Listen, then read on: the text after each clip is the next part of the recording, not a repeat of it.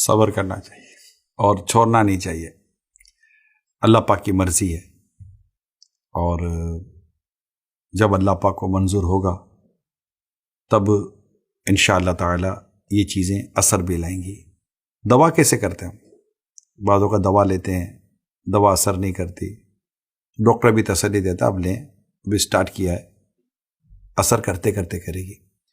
تو some time یہی ہوتا ہے کہ کچھ اوراد و وظائف مستقل پڑھنے پڑتے ہیں اور کافی دنوں تک پڑھنے پڑتے ہیں، تو آہستہ آہستہ اس کا اثر ظاہر ہونا شروع ہو جاتا ہے.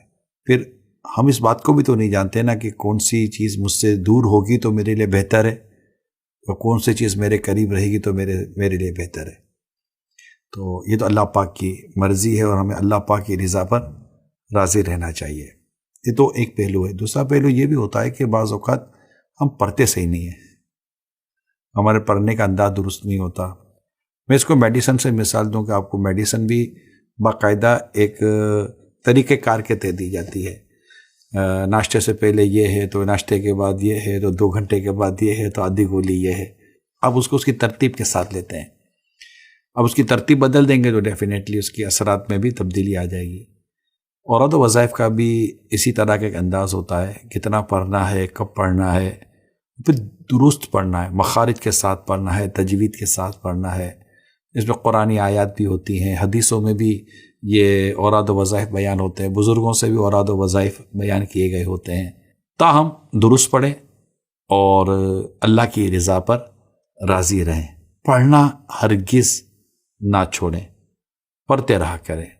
اور اگر اس میں مزید آپ بہتری چاہتے ہیں تو جو اس یوں سمجھے کہ ماہرین ہوتے ہیں، اور ہماری اس کو کہتے ہیں اسپریچول کیور، روحانی علاج کے ماہرین ہیں ہوتے ہیں. ماشاء دعوت اسلامی کا باقاعدہ ایک شعبہ ہے، تو ان سے دوبارہ آپ رابطہ کر لیں. جیسے کہ بیماری دور نہیں ہو تو ہم ڈاکٹر سے رابطہ کرتے ہیں نا کہ ڈاکٹر صاحب کوئی دوا بدل دیں، تو ہو سکتا ہے کوئی ورد و وظیفہ ایسا کر دیا جائے کہ ٹھیک ہے اب یہ نہیں، یہ بھی پڑھ لیا کریں، تو اس سے بھی فرق پڑتا ہے. اور یہ جو میں نے کہا یہ پریکٹیکل چیزیں لوگوں نے کیا ہے اور اس سے فرق پڑا ہے.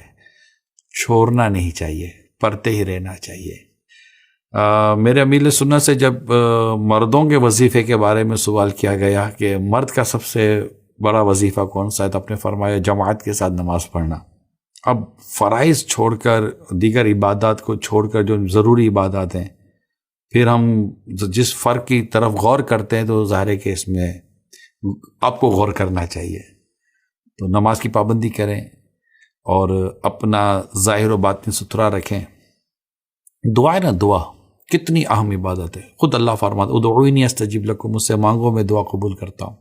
اور سرکار صلی اللہ علیہ وآلہ وسلم نے دعا کے تعلق سے فرمایا دعا سنت ہے، عبادت ہے، اور دعا مخ العبادہ، دعا عبادت کا مغز ہے.